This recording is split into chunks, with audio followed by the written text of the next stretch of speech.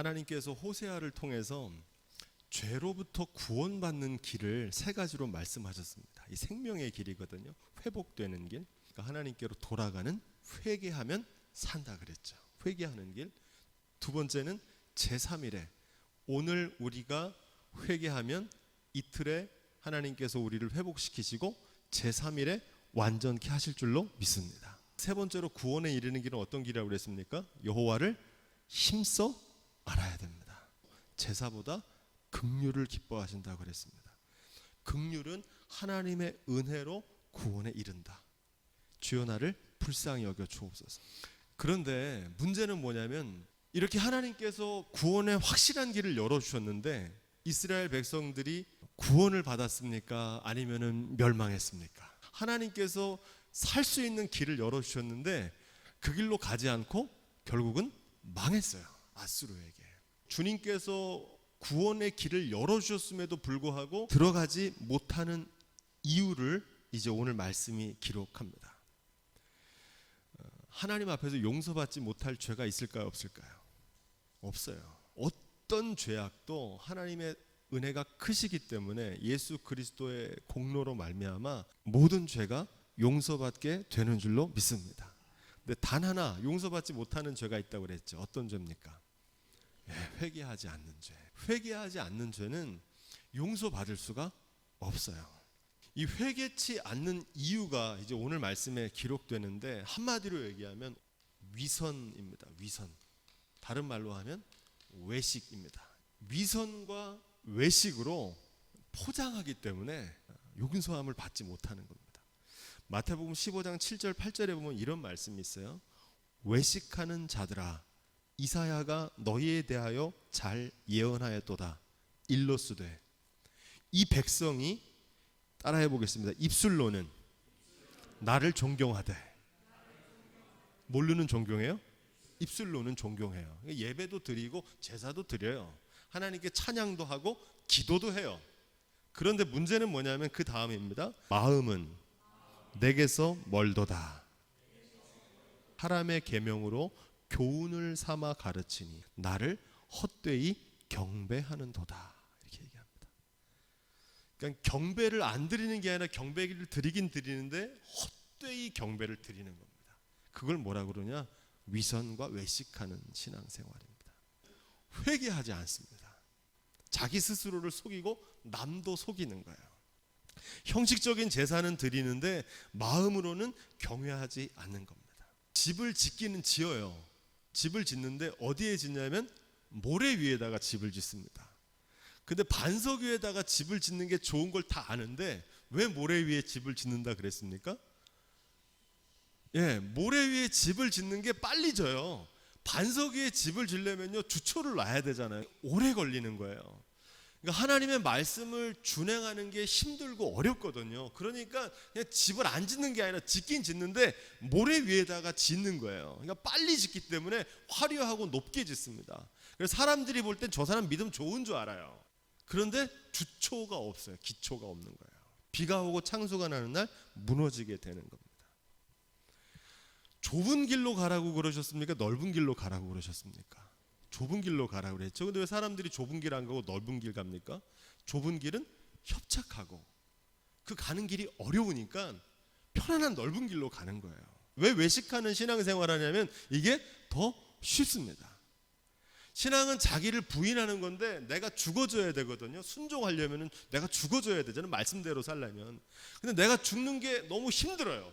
죽으면 끝날 것 같아. 다시 살아나리라는 확신이 없어요. 믿음이 없는 거예요. 그래서 죽는 신용만 하는 겁니다. 그런데 이런 신앙의 특징은 어떠냐? 이런 신앙을 뭐라 그러냐면 명품은 진짜잖아요. 짝퉁은 뭡니까? 모양만 그럴듯하고 가짜예요. 싸구려. 짝퉁을 많이 삽니다. 왜 그럴까요? 싸거든요. 명품은 대가를 많이 지불해야 돼요. 근데 문제는 뭡니까? 이 짝퉁은 살 때는 좋은데 겉으로 볼 땐 좋아요. 근데 AS가 됩니까? 안 됩니까? 안 돼요. 모든 짝퉁의 공통점이죠. 신앙생활도 똑같아요. 명품 신앙이 아니라 짝퉁 신앙, 모래 위에 집을 짓는 신앙이 더 쉽기 때문에 사람들이 많이 가요. 근데 이 신앙의 문제는 뭐냐? AS가 안 됩니다. 비가 오고 창수가 나는 날 무너져요. 우리의 믿음이 그 어떤 고난도 절망도 이겨내야 되는데, 이 겉만 번지르르한 모래 위에 집을 지은 신앙을 가진 사람들은 믿음이 좋은 줄 알았고, 사람들이 야, 저분 참 믿음 좋다, 저분 본받아야겠다 그랬는데 위기를 이겨낼 능력이 없어요. 감사와 기쁨이 없어요. 마지막 날, 먼 날 하나님의 심판대 앞에서 구원에 이르질 못해요. 주여 주여 하면서 잘 믿었다고 생각했는데 하나님 앞에 갔을 때 나는 너를 모른다 그러는 거예요. 그러니까 천국에 들어갈 수가 없어요. 북이스라엘이 구원을 받지 못하고 멸망한 이유는 구원의 문을 활짝 열어주셨는데 그 문으로 들어가질 않은 거예요. 하늘의 미랄이 땅에 떨어져 죽어야 썩어야 열매를 맺는데 썩는 신육만 했습니다. 그러니까 열매가 있을 수 없잖아요. 예수 그리스도께서 십자가에서 죽으심으로 하나님의 능력으로 다시 부활하게 하시고 승리하게 하신 줄로 믿습니다. 마찬가지로 우리가 회개할 때 하나님께서 성령의 능력으로 저와 여러분들을 새롭게 하시는 줄로 믿습니다. 그런데 십자가 없으면 부활도 없고 회개하지 않는데 어떻게 성령이 새롭게 역사하겠어요? 오직 회개할 때 성령이 임하셔서 우리를 새롭게 하시는 줄로 믿습니다. 6장 4절 5절 함께 읽어보겠습니다. 시작. 하나님께서 내가 너를 어떻게 하면 좋겠느냐. 에브라임은 북이스라엘이거든요. 전능하신 하나님도 어쩔 수 없는 사람들이 있다는 겁니다. 이스라엘 백성들은 어떻다는 겁니까? 아침 안개 같고 새벽 이슬처럼 햇살이 비치면 사라진다는 겁니다. 이게 무슨 얘기냐면 하나님의 은혜가 그렇게 큰데 그 은혜를 받아들일 만한 그릇이 준비가 안 된 거예요. 이스라엘 백성이. 씨는 하나님의 말씀이고 밭은 뭐라고 그럽니까? 말씀을 듣는 자다. 근데 하나님의 말씀에는 뭐가 있냐면 생명이 있어요. 이 말씀이 뿌려지면 반드시 거기서 30배, 60배, 100배를 맺는 줄로 믿습니다.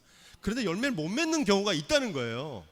바위 위에 떨어지고 길 위에 떨어지고 가시밭 위에 떨어지면 말씀의 능력이 없는 게 아니라 그 밭이 그 말씀을 받아들이지 못하기 때문에 열매를 맺습니까? 못 맺습니까? 못 맺는다는 거예요. 지금 이스라엘 백성들이 구원받지 못하는 건 하나님이 손이 짧아서 구원하지 못하는 게 아니라 그들의 마음이 어떻다는 겁니까?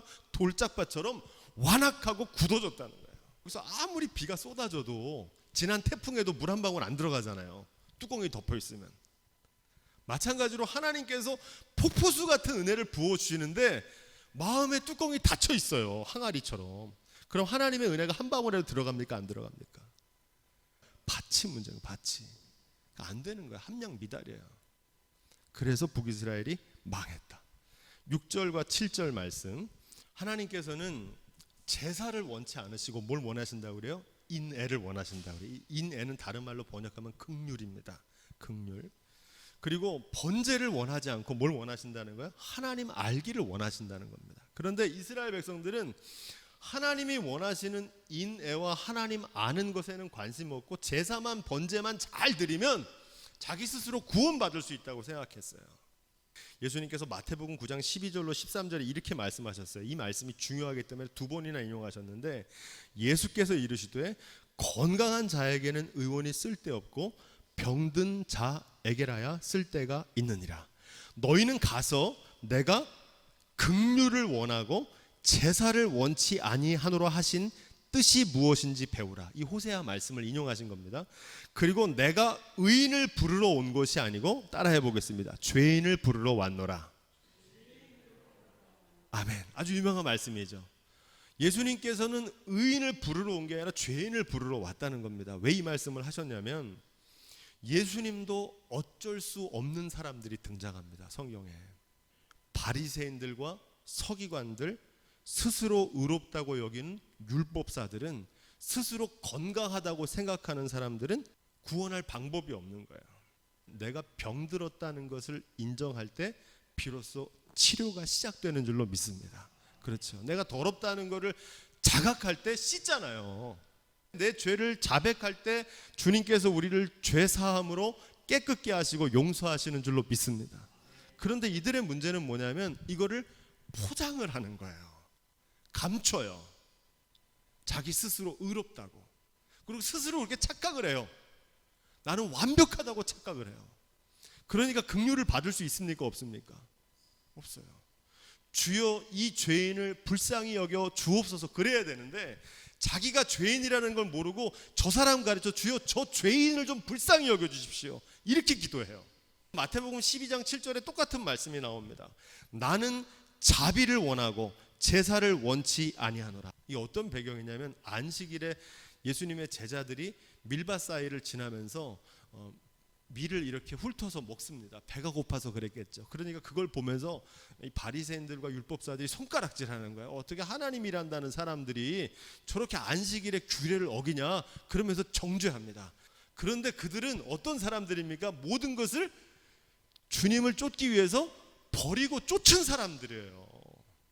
자기 밥 한 그릇 먹는 거 걱정거리 없었던 사람들이에요. 주님의 일을 하기 위해서 배도 팔고 세리였던 그 좋은 공무원 직장도 내던지고 하나님의 나라 복음을 위해 앞장서다가 안식일에도 쉬지 않고 복음 전하러 가다가 배가 고파서 훑어먹는 거거든요. 그런데 바리새인들의 눈에는 어떤 거예요? 그 사람들의 속은 안 보이고 겉모습을 가지고 자기 기준에서 정죄하는 겁니다. 신앙은요, 하나님 앞에서 나 자신을 성찰하는 도구인 줄로 믿습니다. 이건 잘 기억하셔야 돼요. 신앙은요, 다른 사람을 정죄하는 수단이 아니에요. 내가 하면 로맨스고 남이 하면은 불륜이다. 이 말이 원래 심리학 용어로 기본적 자기 귀의 오류라고 합니다. 이름은 잘 모르셔도 괜찮습니다. 이게 뭐 하는 거냐면 자기 눈에 들보는 보지 못하고 남의 눈에 티를 보는 거예요. 내가 교통법규를 어기는 거는 어쩔 수 없는 상황 때문에 그러는 거고, 저 사람이 교통법규를 어기는 건 저 사람은 준법 정신이 없어서 어긴다고 생각하는 거예요. 이 바리새인의 신앙이 이런 신앙이었던 겁니다. 이런 신앙을 가진 사람은 자기를 돌아봐야 되는데 자기는 돌아보지 않고 그걸 가지고 뭘 해요? 다른 사람을 정죄하는 거예요. 이런 신앙 가진 사람은 구제불능이에요. 돌이킬 방법이 없어요. 8절부터 11절, 구원받지 못하는 이유가 있습니다. 그 이유가 왜 그러냐? 오늘 말씀에 나온 이 길르앗과 세겜은 어떤 곳이냐면 여호수아서 20장 1절로 9절에 보면 도피성이라는 곳이 나옵니다. 도피성. 세겜과 헤브론, 베셀, 길르앗, 라몬, 바산, 골란, 이 5곳에 도피성이라는 걸 하나님께서 세워두십니다. 이 도피성이 뭐 하는 거냐면은 부지 중에 범죄한 사람이 있는 거예요. 하나님 앞에서 공의롭게 심판받기를 원합니다. 그러면 그 사람의 죽음을 잠시 면해주는 거예요. 함부로 사륙하지 못하도록 만든 하나님의 은혜의 처소가 뭐예요? 도피성입니다. 사람을 살리는 곳이 지금 뭐가 됐다는 거예요? 사람을 죽이는 곳이 됐다는 겁니다. 성전은 원래 만민이 기도하는 집인데 그거를 뭘로 만들었어요? 강도의 구렬로 바꿨다 그러잖아요. 예수님께서 성전 정화하시면서. 성전이 본래 기능을 해야 되는데, 병원이 원래 사람 병을 고치는 곳인데 병원에서 병을 얻고 나온다고 생각해 보세요.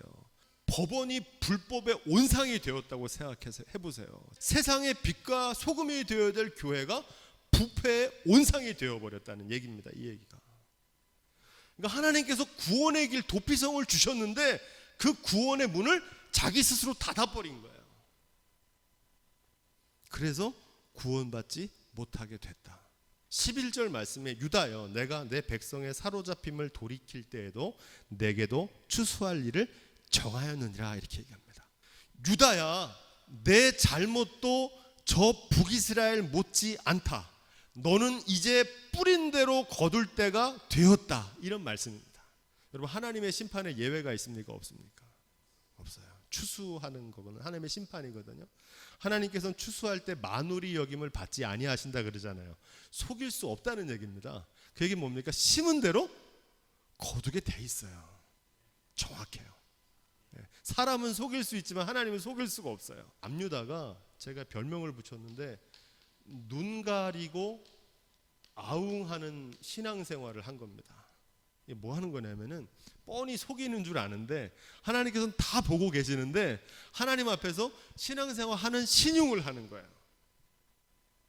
이런 모습이 어디에 나오냐? 이사야 1장 11절에 나오는 성애와 더불어서 악을 행함이라, 이렇게 얘기합니다. 여호와께서 말씀하시되 너희의 무수한 재물이 내게 무엇이 유익하뇨?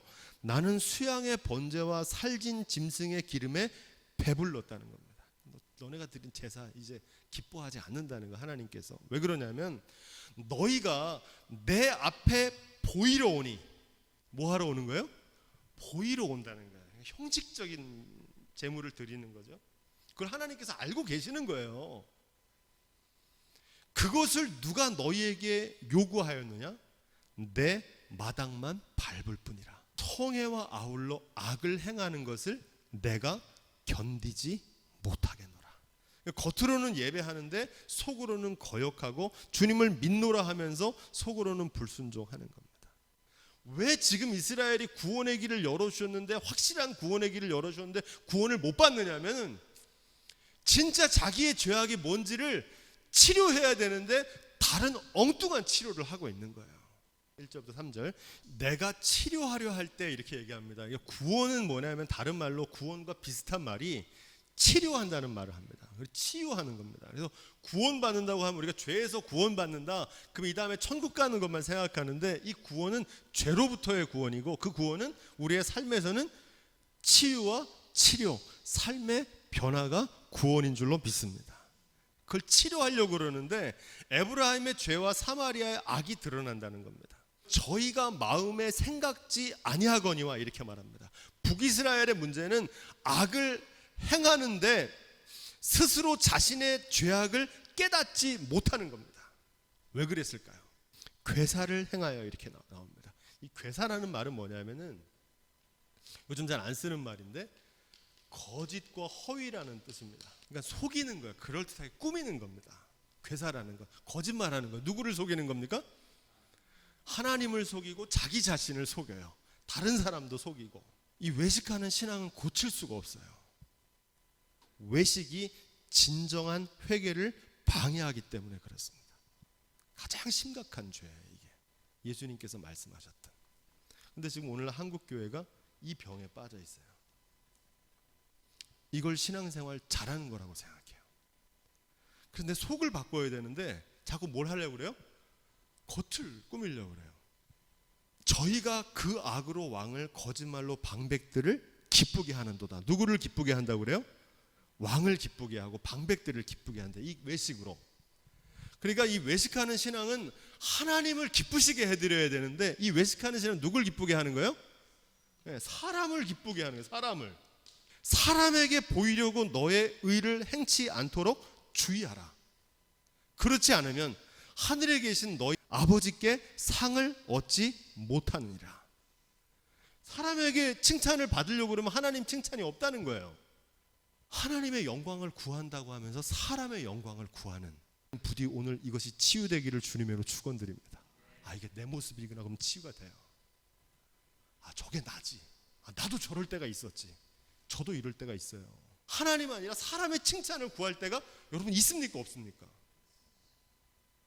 있잖아요.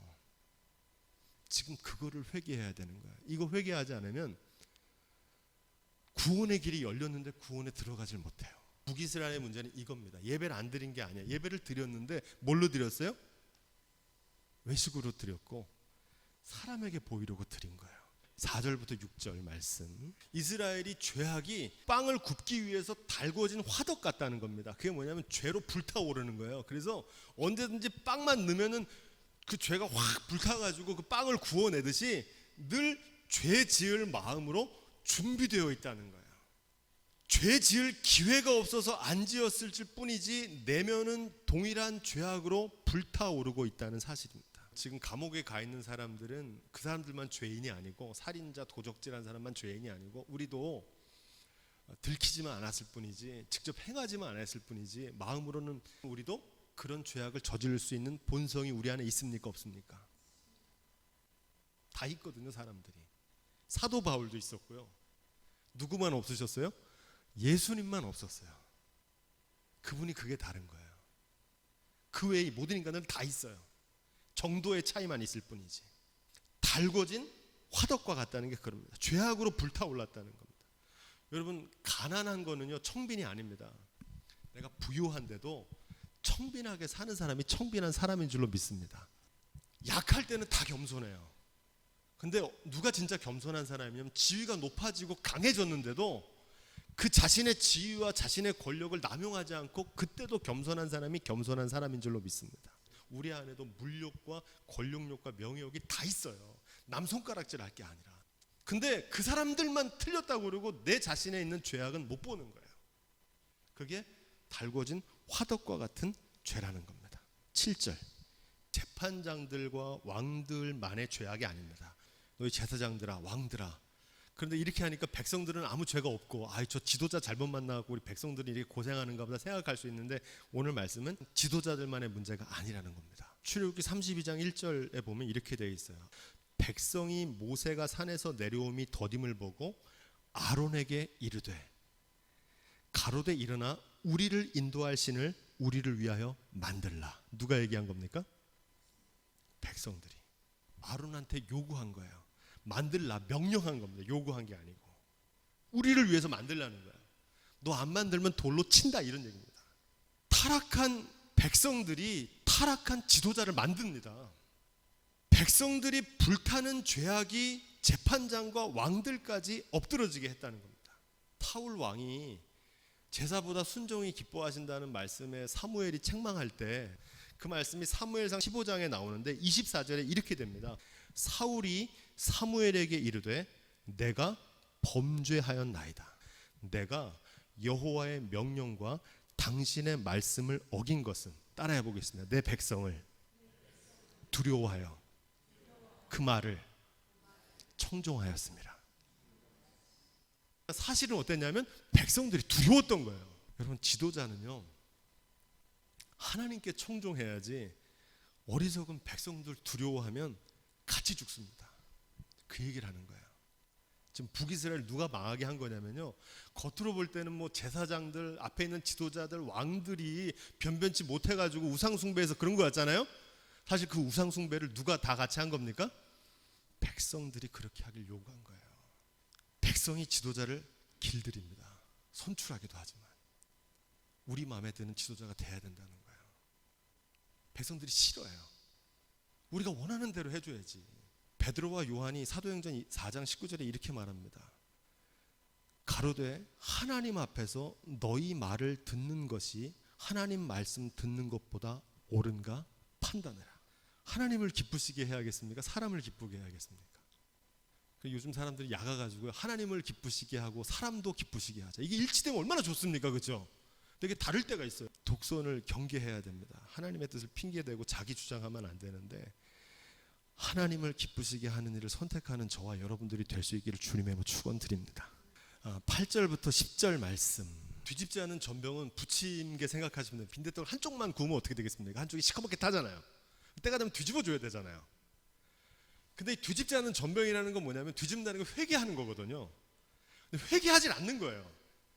뒤집지 않는 전병처럼 그냥 그대로 앉아도 한쪽이 그냥 시커멓게 탈 때까지 먹지 못하게 되는 겁니다. 이스라엘 백성들이 그런 형편에 있다는 겁니다. 열방의 혼잡이 되었다는 건 뭐냐면 본래적인 거룩함을 잃어버렸다는 겁니다. 거룩이라는 건 구별되는 건데, 더 정확하게 하면 선별하는 겁니다. 골라내잖아요. 거룩하게 귀한 데 쓰려고. 그게 거룩입니다. 그러니까 하나님께서 이스라엘 백성들을 그렇게 거룩하게 쓰려고 뽑아냈는데 세상하고 똑같아지는 거예요. 그러니까 양다리 걸치기. 한쪽은 세상, 한쪽은 하나님. 그러니까 우상 숭배만 한 게 아니에요. 이스라엘 백성은 둘 다 한 거예요. 그 결과 어떻게 되느냐? 우상 숭배한 결과 죄의 노예가 됐다는 겁니다. 죄를 짓는 자마다 죄의 노예가 된다. 자, 11절 12절. 이스라엘은 어리석은 비둘기와 같이 지혜가 없어서 애굽을 향하여 부르짖는다. 이 말씀을 메시지 성경에 이렇게 번역해, 적나라하게 번역했어요. 에브라임은 새 대가리다. 아둔하고 미련하기 짝이 없다. 처음에는 이집트한테 붙어서 짹짹거리더니 다음에는 아시리아에게 팔랑거리며 날아간다. 이렇게 번역합니다. 뭐라는 거예요? 아무 생각이 없다는 거예요. 이스라엘 백성들이. 하나님께서 자기 구원자인데 아수르를 쫓아갔다가 애굽을 쫓아갔다가, 이런 정치인을 무슨 정치인이라고 그럽니까? 철새 같은 거예요. 철새. 이 사람이 힘이 있을 것 같으면 이 사람 의지하고, 돈 있는 사람 의지했다가, 유능한 사람 의지했다가 철새처럼 옮겨다니는 거예요.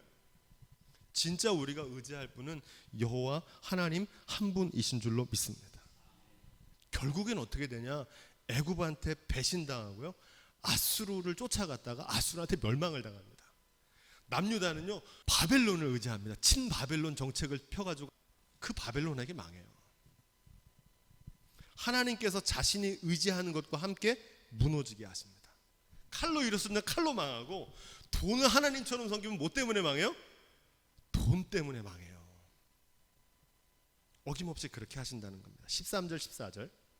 하나님은 구원하는 일을 하시는데 능력이 있어요. 못 고칠 병이 어디 있습니까? 근데 왜 구원받지 못했냐는 겁니다. 그럼에도 불구하고 하나님이 그런 긍휼을 베푸시는데도 이 북이스라엘이 결국 망한 이유가 뭐냐는 겁니다. 화 있을진저 저희가 나를 떠나 그릇 같으며 패망할진저 저희가 내게 범죄하였습니다.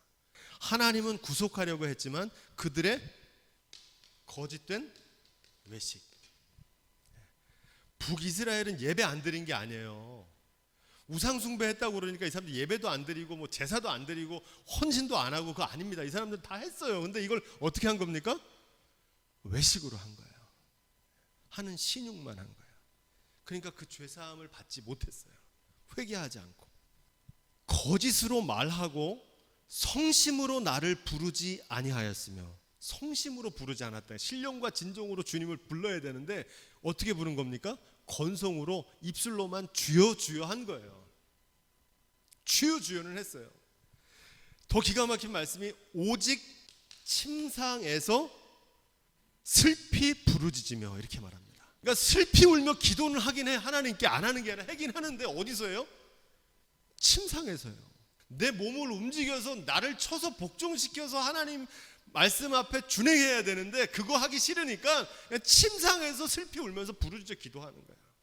곡식과 새 포도주를 인하여 모이며. 이게 무슨 얘기냐면은 제사보다는 뭐에 관심이 있어요? 제밥에만 관심이 있는 겁니다. 그래서 곡식과 새 포도주를 즐기는 것이 신앙생활의 목적인 거예요. 교회 나와서 하나님께 예배드려야 되는, 여기서 사람들 교제하고 활동하고 사람들에게 박수받고 여기서 인정받고, 이건 다 부차적인 거예요. 우리의 신앙생활의 목적은 어디 있습니까? 새 포도주와 곡식에 있는 것이 아니라 하나님을 경외하는 데 있는 줄로 믿습니다. 그러니까 딴 데 관심이 있는 거예요. 건성으로 입술로만 주여 주여 하면서 하나님의 뜻대로 준행하는 수고를 감당하지 않았던 겁니다. 왜? 힘들거든요. 나를 부인해야 되니까. 여러분, 신앙생활의 목적은요, 우리의 뜻을 관철하는 게 아닙니다. 요즘 이런 교회들이 많아요. 우리의 뜻을 이루는 게 아니에요. 이 교회는 뭐 하는 데입니까? 누구의 뜻을 이루는 거예요? 내 뜻을 내려놓고 하나님의 뜻을 이루는 거예요. 하나님의 뜻이라면 그 일을 기꺼이 감당하는 게 교회의 목적인 줄로 믿습니다. 근데 오늘날 교회는 뭐가 되냐면 동아리가 됐어요. 동아리, 클럽. 그래서 모여가지고 하나님은 그냥 대표로 세워놓고 자기 뜻을 이루려고 그래요.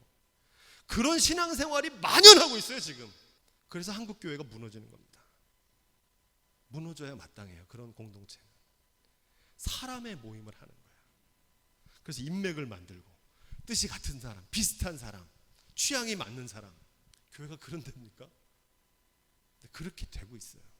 또 그걸 신앙생활인 줄 알아요. 이런 신앙생활의 문제가 뭐냐? 아무런 효험이 없습니다. 능력이 없어요. 하나님의 구원을 체험할 수도 없고 삶의 변화, 치유도 없어요. 마지막 15절 16절. 예수님께서 문둥병자를 고쳐주셨어요. 38년 된 병자를 치유해 주셨습니다. 건강하게 하신 거죠. 병을 고치면서 예수님 뭐라고 그러시냐면 가서 다시는 죄 짓지 말아라 그러시거든요. 근데 이 사람이 고침을 받았는데 다시 돌아가가지고 옛날의 죄를 다시 짓는다고 생각해 보세요. 현장에서 가늠한 여인을 용서해 주셨어요. 돌로 쳐서 원래 죽여야 되는데, 야, 나도 너를 정죄하지 않겠다. 가서 다시 죄 짓지 마라. 이러고 보냈잖아요. 근데 그 여인이 다시 그 간음을 저지른다고 생각해 보세요. 지금 북이스라엘이 그걸 하고 있는 거예요. 하나님께서 그들을 팔을 연습시켜서 강건하게 해놨더니 다시 옛날의 모습으로 돌아가는 거예요. 실패와 좌절을 통해서 하나님께로 돌아가야 되는데, 따라해 보겠습니다. 속이는 활처럼 다른 것에게 갔다는 거. 속이는 활이 뭐냐면 관역을 명중시키려면 화살을 넣어서 당겨서 쏴야 되잖아요. 근데 속이는 활처럼, 그러니까 헛된 화살만 그냥 쏘는 신용만 하고 있는 거예요. 또 다른 길을 찾아갔다. 애굽을 의지했습니다. 회개 말고는 다른 길이 없는데 인간적인 방법으로 또다시 재기를 꿈꾸는 겁니다. 탕자가 실패했으면 거기서 이제 손 들고 돌아와야 되잖아요. 근데 거기서 다시 한번 그 돼지 쥐염 열매를 모아다가 시장에 나가서 장사해가지고 다시 사업을 일으키려고 하는 일을 벌이고 있는 거예요. 지금 아버지 집으로 돌아와야 되는데, 결국 북이스라엘의 통치자는 칼에 베이고 살해되고 그들의 최후는 어떻게 되냐? 세상 모든 사람의 조롱거리가 될 것이다. 마태복음 12장 31절에 보면 어떤 죄가 나오냐면, 따라해 보겠습니다. 성령을 회방하는 죄. 다른 죄는 다 용서받는데 이 죄는 용서를 못 받아요. 성령을 회방한다는 건 뭐냐면, 하나님께서 회개하는 깊이만큼 성령을 보내셔서 우리를 치유하시고 온전케 하시는 줄로 믿습니다. 반드시 그렇게 어김없이 하시거든요. 회개하면요, 성령을 부어주셔서 능력도 주시고 새롭게 하세요. 치료해 주세요. 할렐루야. 근데 이거를 회방하는 거예요. 지금 이 북이스라엘이 성령을 회방하고 있는 거예요. 지금 그 죄는 용서받지 못합니다. 그래서 북이스라엘이 망한 거예요.